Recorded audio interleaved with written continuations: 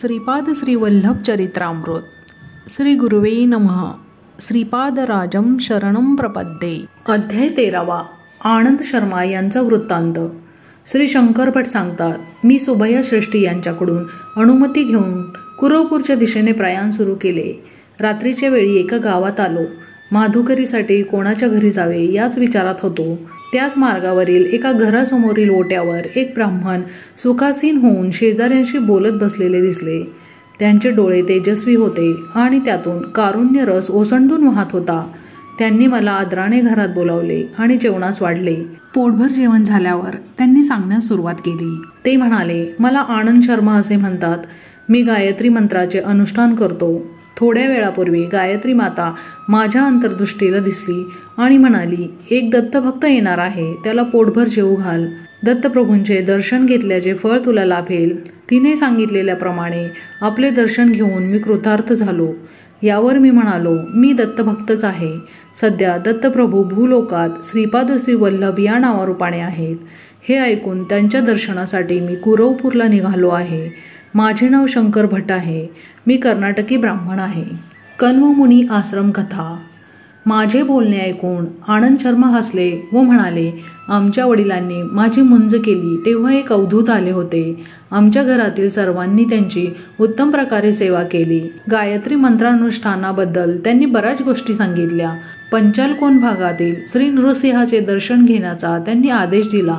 माझे वडील मला पंचालोकनला घेऊन गेले. तेथील नृसिंहाचे दर्शन घेतल्यावर ते ध्यानस्थ झाले.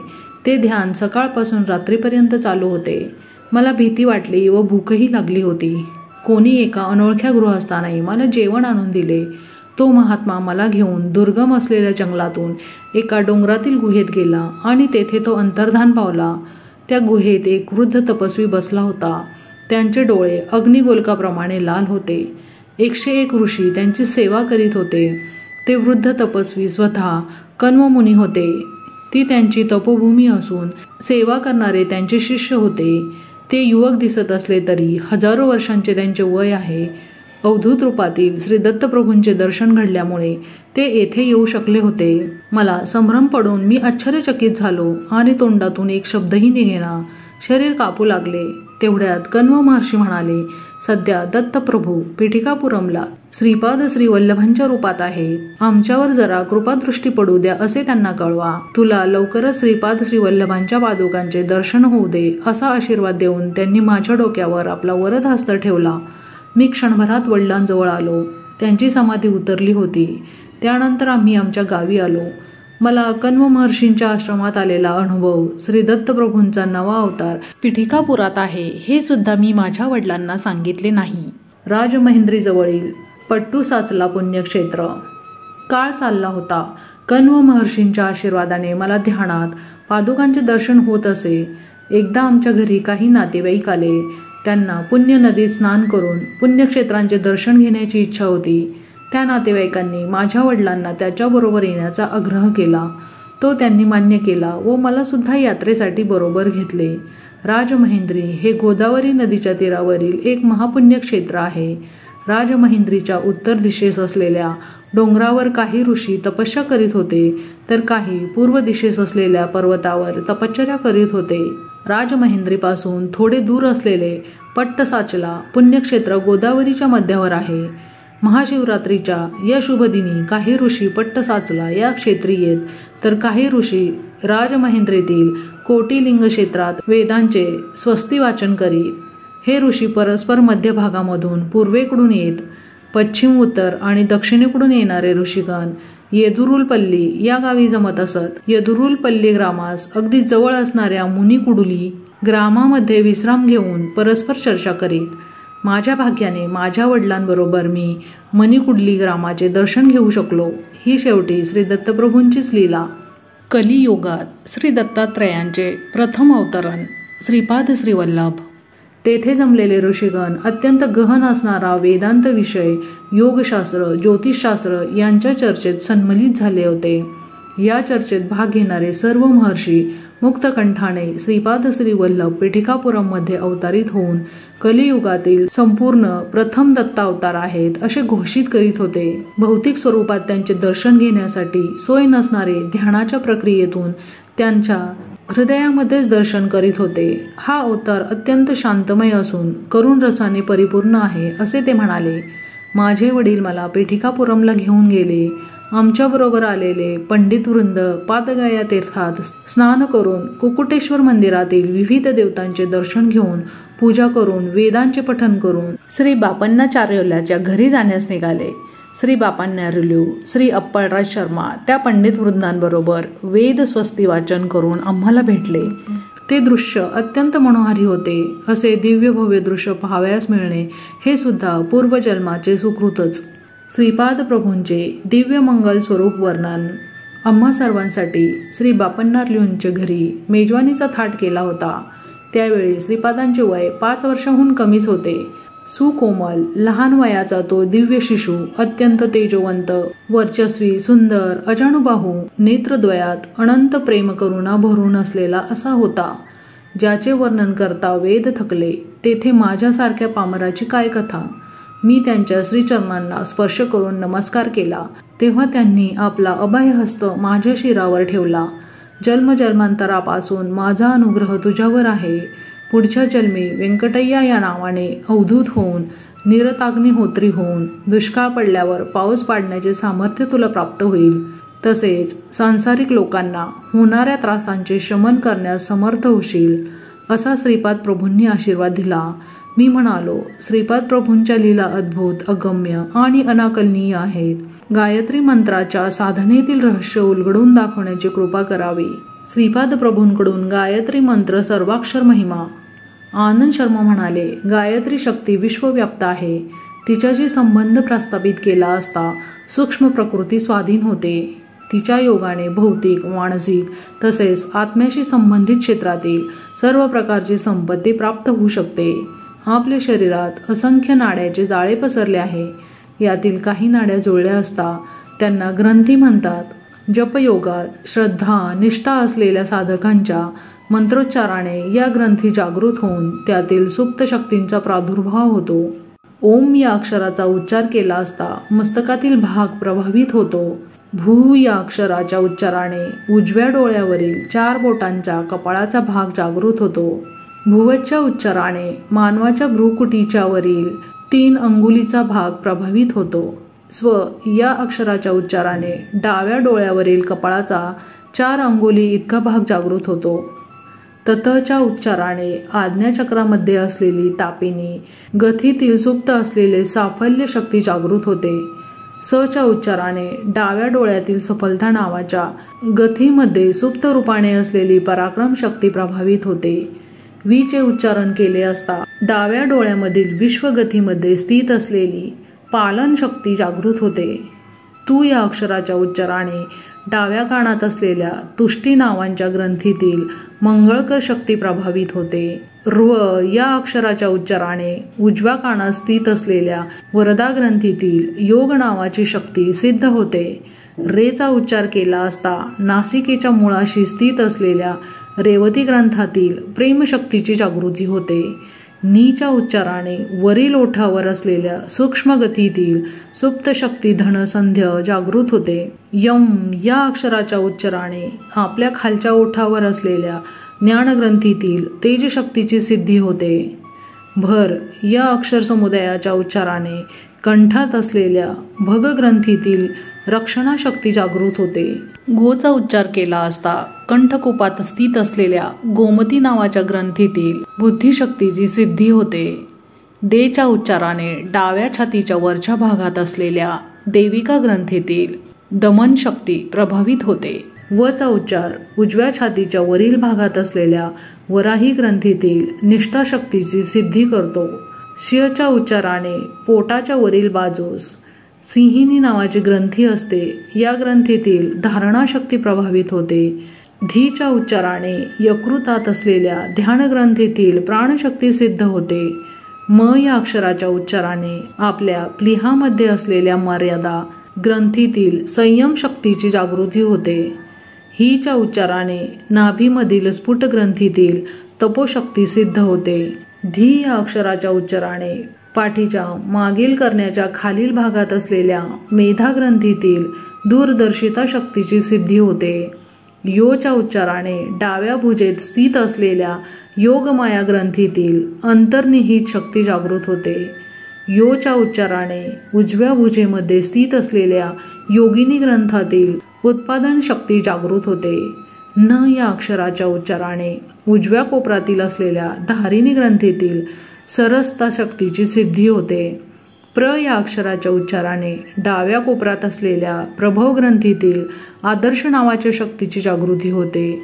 चो या अक्षराच्या उच्चाराने उजव्या मनगटात स्थित असलेल्या उष्मा ग्रंथीतील सहा शक्तीची सिद्धी होते. द या अक्षराच्या उच्चाराने उजव्या तळहातावर असलेल्या दृश्य नावांच्या ग्रंथीतील विवेक शक्तीची जागृती होते.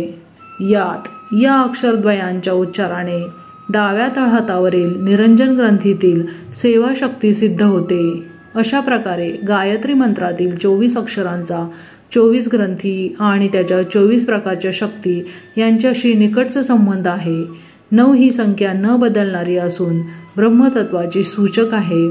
8 ही संख्या माया तत्वाला सूचित करणारी आहे. दो चपाती देवलक्ष्मी ह्या वाक्याचे विवरण.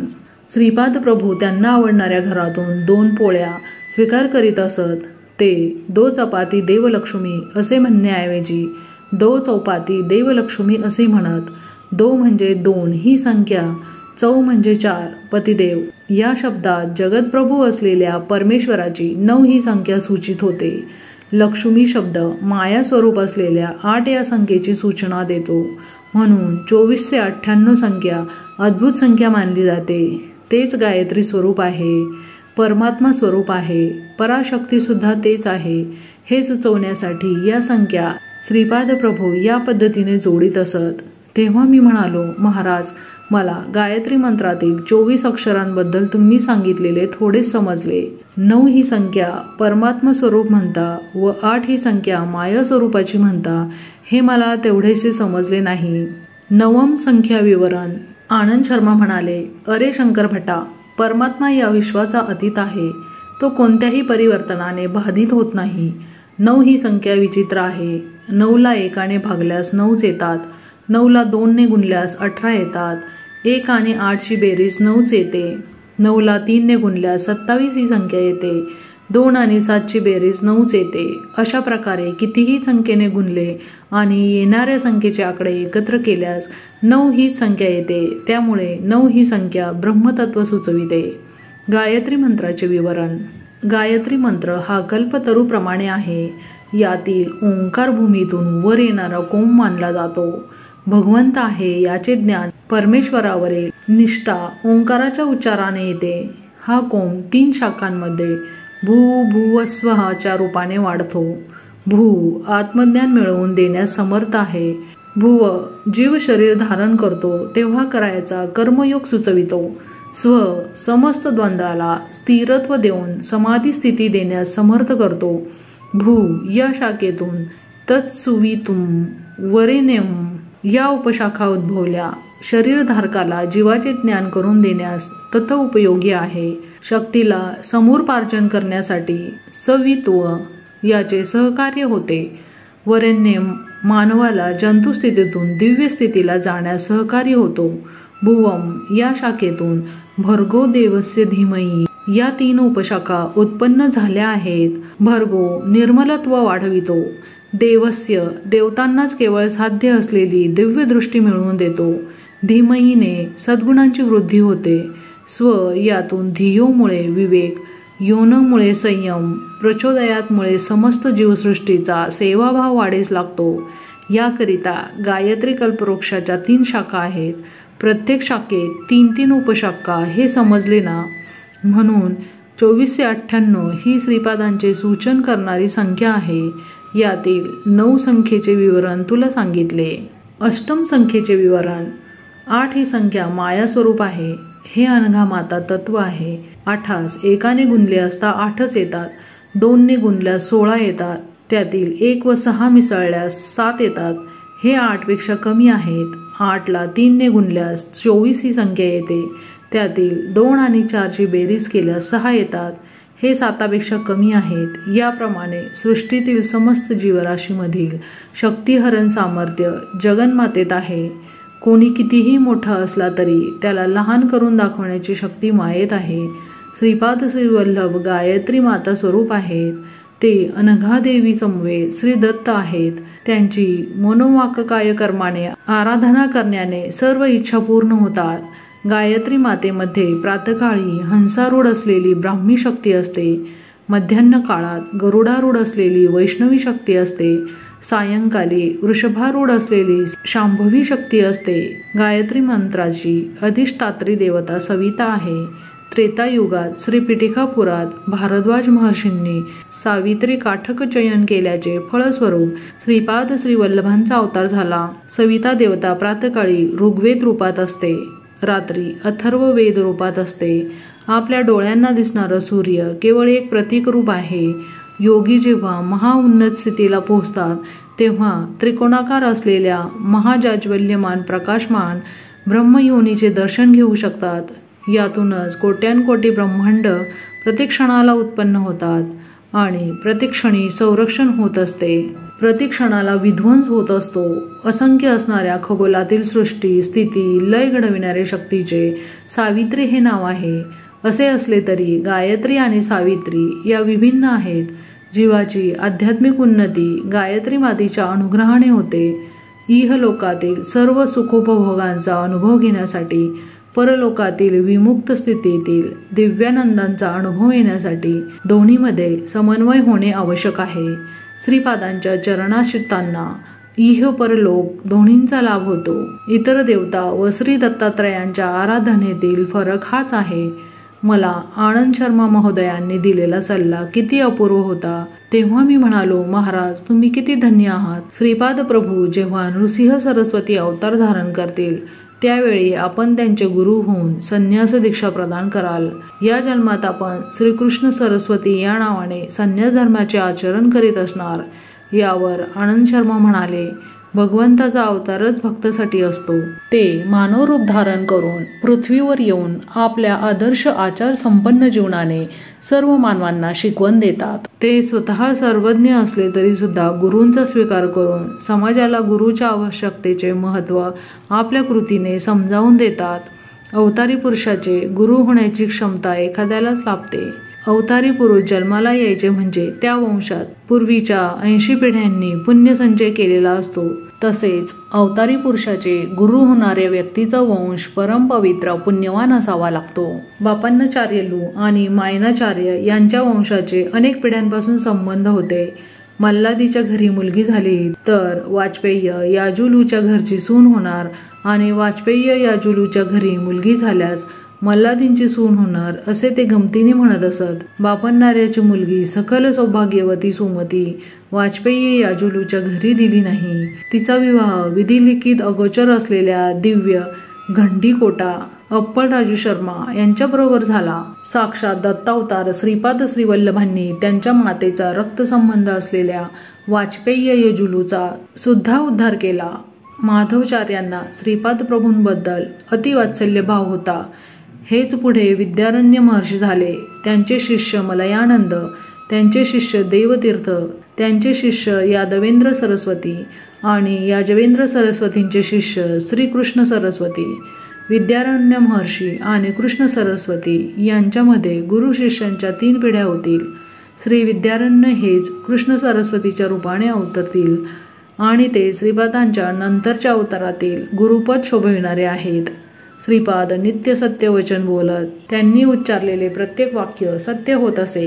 एकदा सुमती महाराणी श्रीपादांना स्नान घालीत होती. तेवढ्यात व्यंकटपय्या श्रेष्ठी तेथे आले. त्यांना पाहून श्रीपाद म्हणाले, आपले गोत्र मार्कंडेय का?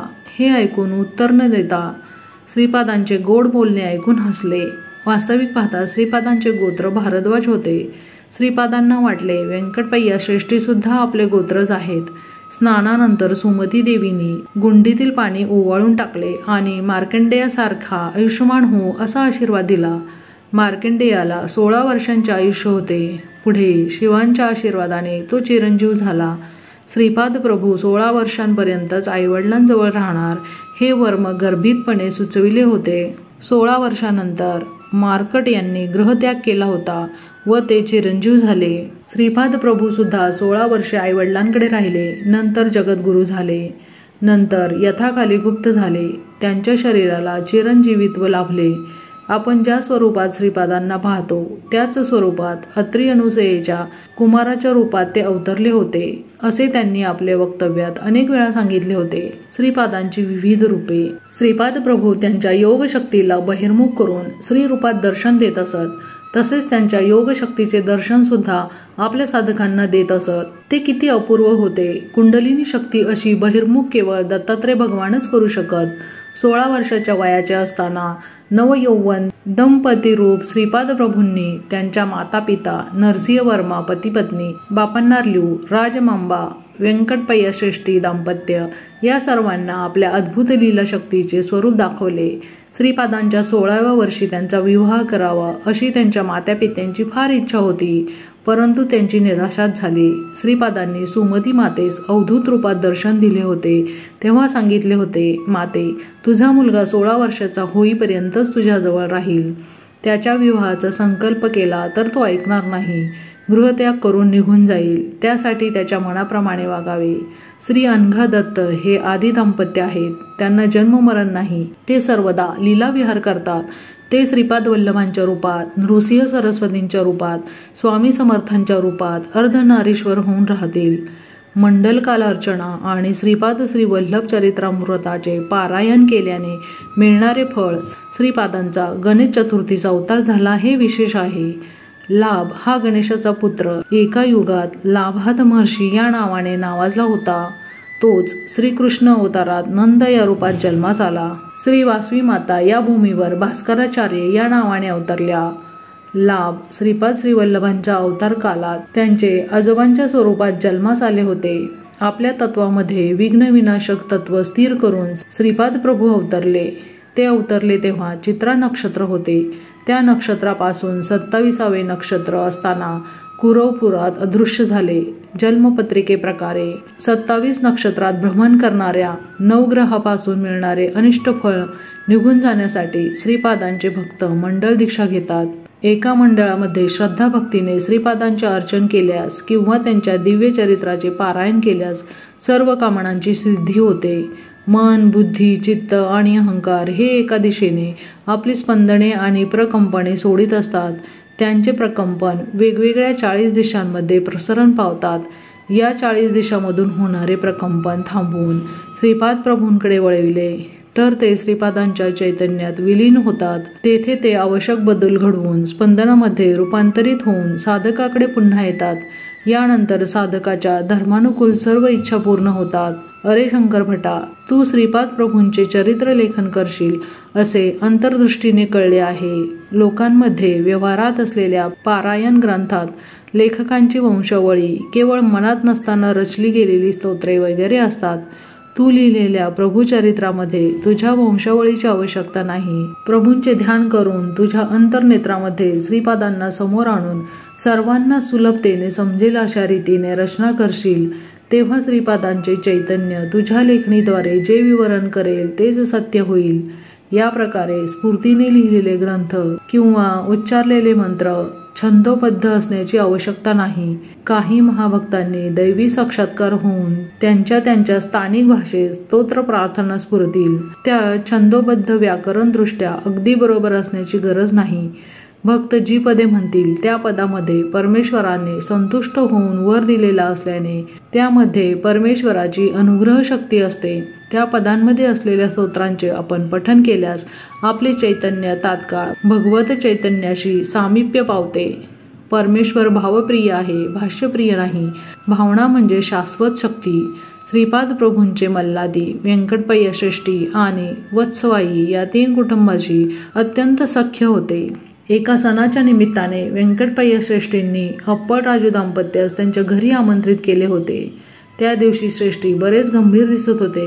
त्याला तसेच कारण होते. पिठिकापुरममधील एका सुप्रसिद्ध ज्योतिषाने श्रेष्ठींच्या मृत्यूची वेळ, दिवस, वार, तिथी सर्व सांगितले होते. त्यांचे ज्योतिष आत्तापर्यंत कधी खोटे ठरले नव्हते. हेच कारण श्रेष्ठींच्या गंभीरपणाचे होते.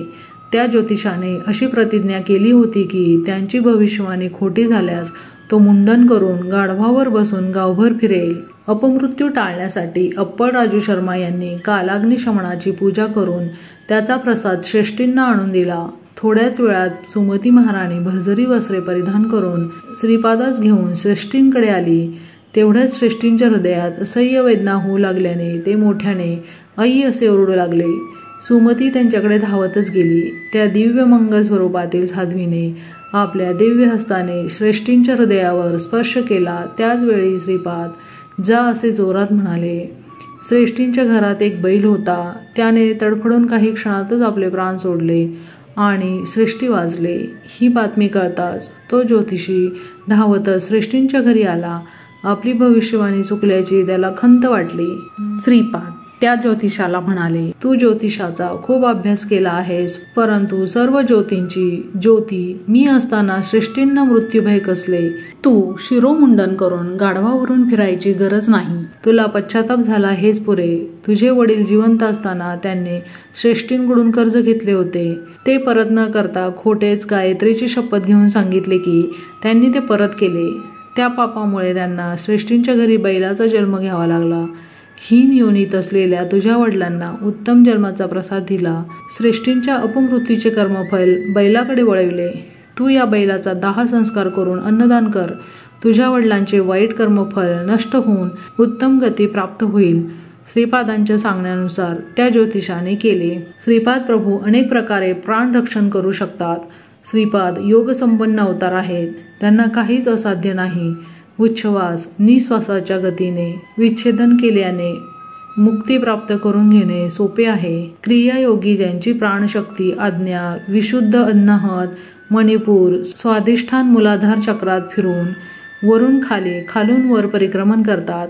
एका क्रियेला लागणारा वेळ 1 वर्षामध्ये साधारण होणाऱ्या आध्यात्मिक विकासा एवढा असतो. रात्र दिवसाच्या 1/3 वेळात 1000 क्रिया झाल्या तर केवळ 3 वर्षात सहजतेने प्रकृतीद्वारा 10 लाख वर्षात होणारा परिणाम दिसून येतो. आनंद शर्म्याच्या चांगल्या गोष्टी ऐकून मला खूप माहिती मिळाली. सकाळचे अन्विक आटोपून श्री आनंद शर्मांचा निरोप घेऊन श्रीपाद श्री वल्लभांच्या दर्शनासाठी कुरवपूरकडे निघालो. श्रीपाद श्री वल्लभांचा जय जयकार असो.